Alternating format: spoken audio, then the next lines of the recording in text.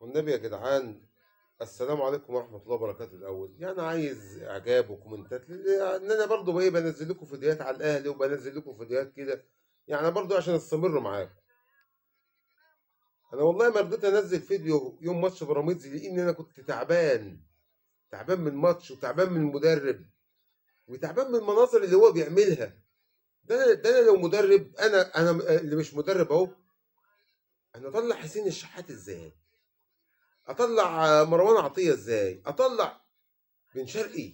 ده حاجه برضو تجنن. بقى واحد انطرد واطلع دول؟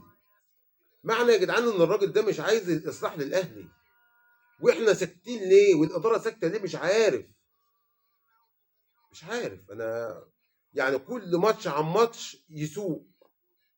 ده كان جوزيه بيصاحب اللعيبه، واللعيبه كانت مصاحبه جوزيه، كانت بتطلع الطاقه اللي فيه، وكان بيهاجم بالثلاثه وبالاربعه.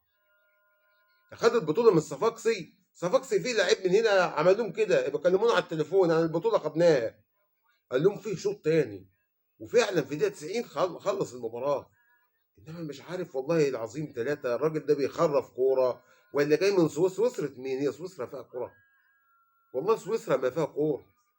احنا عايزين مدرب عالمي، عايزين مدرب زي كلوب، عايزين مدرب زي زين الدين زيدان. يا جدعان الاهلي بقى في مكانه حلوه، يا جدعان ادركوا الموقف ده صحيح، يا جدعان ادركم. اداره الاهلي المفروض تدرك بقى.